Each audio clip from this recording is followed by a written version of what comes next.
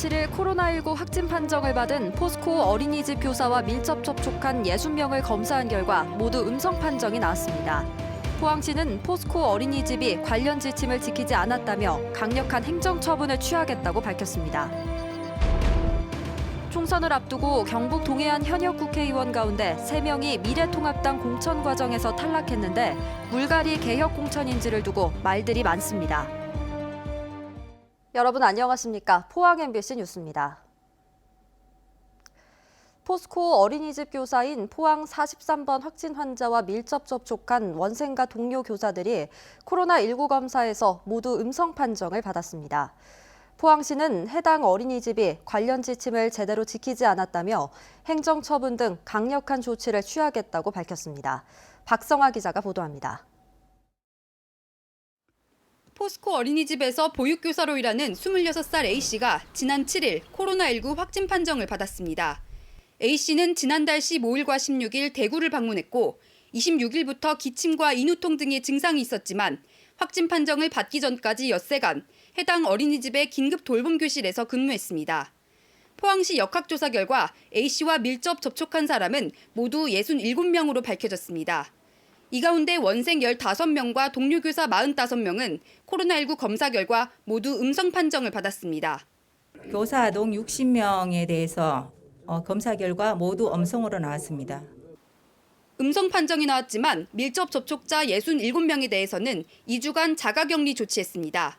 또 포스코는 학부모인 직원 22명에 대해 자체적으로 자가격리 조치했습니다. 포항시는 의심 증상이 있을 경우 해당 교직원을 어린이집 업무에서 배제하도록 한 관련 지침을 제대로 지키지 않았다며 포스코 어린이집에 대해 강력한 조치를 취하겠다고 밝혔습니다. 업무를 이게 이제 태만히 해서 영유아의 안전에 이제 문제가 생기는 이제 이런 상황이라고 볼 수 있고, 거기에 대해서는 저희들이 그 처분이라든지 여기에 대해서 강력하게 조치를 할 계획입니다. 긴급 보육 현장에서 방역 구멍이 발생하자 포항시는 아동의 건강을 최우선으로 두고 긴급 보육을 최소화한다는 방침입니다. 이에 따라 가족 돌봄 휴가 또는 아이 돌봄 서비스를 활용해 최대한 가정에서 자녀를 돌봐달라고 당부했습니다. 직장에 다니는 맞벌이 부부들이 있기 때문에 모든 관내 기업체라든지 유관 기관에 가족 돌봄 휴가를 가능하면은 좀 사용할 수 있도록 협조 공문을 오늘 전부 다 보냈습니다. 또 포항시는 긴급 보육을 실시 중인 어린이집 259곳에 대해 코로나19 의심 증상을 보이는 교사나 아동이 있는지 전수조사를 실시할 예정입니다. MBC 뉴스 박성아입니다. 코로나19로 인해 식당과 숙박, 여행업 등 서비스업소와 중소기업들의 피해가 말도 못할 정도로 심각합니다. 정부가 피해 업체에 대한 특별자금 지원에 나섰습니다. 장성훈 기자입니다. 포항의 한 여행사 사무실입니다. 상담 직원들의 자리는 텅 비었고 코로나19로 인해 재택 근무 중이라는 안내문만 붙었습니다. 한 달 전부터 시작된 예약 취소 사태는 갈수록 더 심해져 지금은 사실상 업무 마비 상태입니다. 사스와 메르스 때를 합친 것보다 피해가 더 크다는 게 현장의 반응입니다. 사스 때, 메르스 때, 신종플루 때보다 그건 합친 것만큼 영향력이 크다고 보면 되겠습니다. 사실 IMF 때하고 거의 맞먹는 수준인 것 같습니다.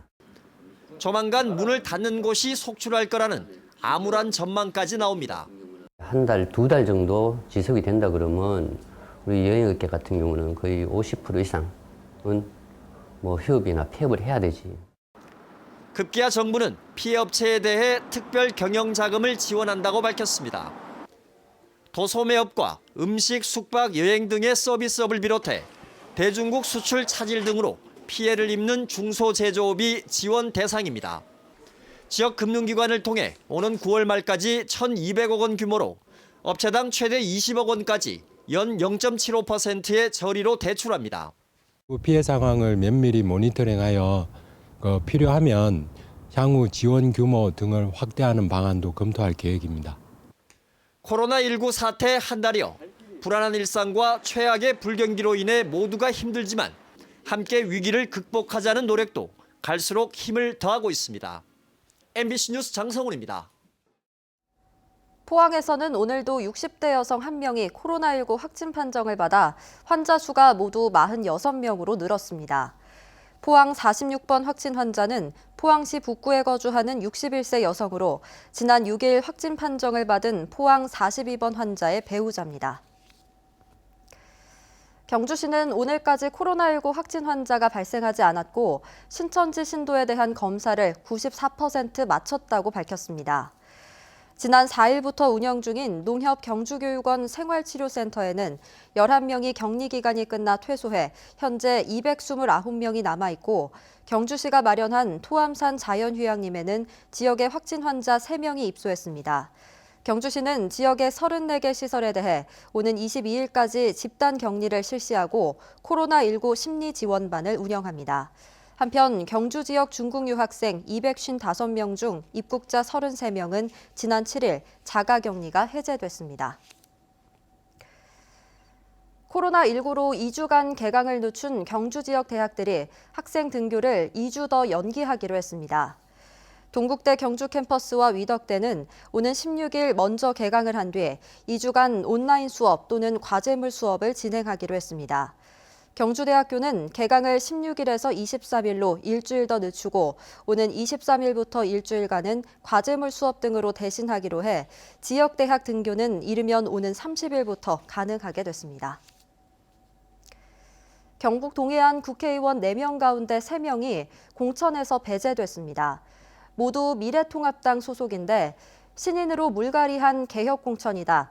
여전히 중앙당에서 낙점한 낙하산 공천이다. 말들이 많습니다. 김기영 기자가 보도합니다. 과메기도 공천하면 당선된다.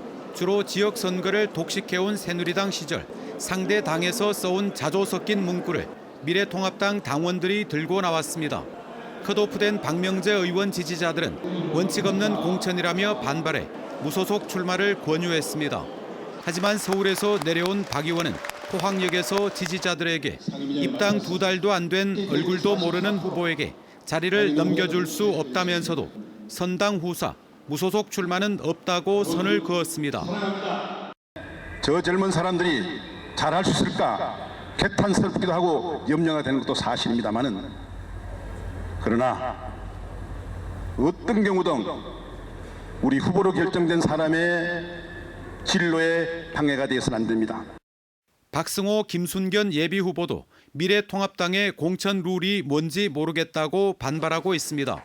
시민들도 포항에서 태어났다는 이유만으로 서울 시민을 지역 일꾼으로 내세운 미래통합당의 결정에 불만이 높습니다. 반면 개혁 공천이라는 평가도 있습니다. 그동안 보수 정서에 기댄 채 기득권을 누려온 국회의원 대신 젊은 신인으로 교체해야 한다는 것입니다. 김석기 의원은 용산 참사 책임 논란이 있고 사선에 도전하는 강석호 의원은 다선 피로감이 경선에 올라가기는 했지만 김정재 의원도 패스트트랙 충돌로 재판에 넘겨진 상황에서 젊은 유권자 공략에 한계가 있습니다. 한편 공천 배제된 유력 후보들의 무소속 출마 여부에 따라 포항 남울릉과 경주 선거는 판세가 요동칠 수도 있습니다. MBC 뉴스 김기영입니다. 그동안 한 개의 국회의원 선거구로 묶여있던 영덕과 울진이 이번 총선부터 쪼개져 각각 내륙시군과 통합됩니다. 생활 경제권이 다른 데다 인구가 상대적으로 많은 내륙시군에 사실상 편입돼서 정치적 위상이 위축될 것이라는 우려가 나오고 있습니다. 한기민 기자가 보도합니다. 그동안 영양 봉화와 함께 한 선거구로 묶여있던 영덕과 울진이 이번 총선부터 분리됩니다. 울진은 영주 영양 봉화와 영덕은 군위 의성 청성과 각각 별도의 선거구로 통합됩니다. 종전 선거구 4개 시군 가운데 인구가 4만 9천여 명으로 가장 많은 울진군 주민들은 상실감이 큽니다. 인구가 10만 4천여 명으로 2배가 넘는 영주시와 선거구가 통합되면 정치적 주도권을 내줄 수밖에 없기 때문입니다. 울진은 농업 중심으로 생활 경제가 이루어지고 있는데 영주는 완전히 다르거든요. 이런 거는 같은 선거구역으로서 뭐 연대라든가 연합이라든가 시너지 효과를 낼 수 있는 게 저는 기대치가 없다고 보거든요. 영덕에서도 해안 지역의 특수성이 반영되기 어렵게 됐다는 불만이 나오고 있습니다. 그동안 울진에 비해 인구는 적었지만 해안 지역이라는 동질감을 가졌는데 앞으로는 인구가 많은 의성 중심의 농업 경제권에 밀린다는 겁니다. 해안가라고는 울진하고 우리 저 영덕뿐인데 이것마저 갈라가지고 지금 저 3개군은 다 이 농업 위주인데 우리 1개군으로서 힘을 쓸 수도 없는 거고 불이익을 당하는 건 뻔하게 보기 마련입니다. 생활 문화권이 다른 지역을 정치적 편의대로 묶다 보니 한 선거구에서도 소주역주의로 인한 분열과 대립이 심해질 것이라는 우려도 있습니다. 영덕과 울진이 내륙 지역의 거대 도시들과 함께 편입이 되면서 지역적인 그런 작은 지역으로서의 지역적인 특성, 지역적인 이익이 반영되는 데에 상당한 문제점이 생길 수 있다고 봅니다. 영덕과 울진이 분리된 채 사실상 내륙 선거구에 편입됨에 따라 경북 동해안 지역의 정치적 위상도 위축될 수밖에 없다는 우려가 나오고 있습니다. MBC 뉴스 한기민입니다. 오늘 오전 기준으로 대학생을 제외한 경북 지역 코로나19 학생 확진 환자는 18명으로 지난주에 비해 10명 늘었습니다. 지역별로는 경산이 8명으로 가장 많고 안동 3명, 포항, 청도 2명 순이며 학교별로는 초등학생 9명, 중고등학생 각각 4명, 유치원생 1명입니다. 교직원 확진자는 12명으로 지난주보다 5명이 늘었습니다. 현대자동차그룹이 경주의 연수원 2곳을 코로나19 경증 환자 생활치료센터로 제공한다고 밝혔습니다. 연수원은 경주시 양남면에 있는 인재개발연수원과 글로벌 상생협력센터로 380실의 숙박시설을 갖추고 있습니다. 현대차는 지난 2017년 착공한 연수원을 시범 운영을 거쳐 5월에 정식 개소할 예정이었지만 코로나19 환자를 위해 제공하는 것이라고 밝혔습니다. 코로나19 여파로 경주 지역 시내버스의 노선 감축 운행에 이어 택시와 전세버스 일부 업체가 휴업에 들어갔습니다. 경주시에 따르면 8개 법인 택시 446대 중 21.7%인 97대가 휴업했고 전세버스도 18개 업체 325대 중 57대가 휴업에 들어갔습니다. 한편 지난 4일부터 경주 지역에서는 13개 노선에서 시내버스 감축 운행에 들어갔습니다. 경상북도는 오늘부터 2주간을 코로나19 대응 총력 주간으로 정하고 사회복지시설에 대해 예방적 코호트 격리에 들어갔습니다.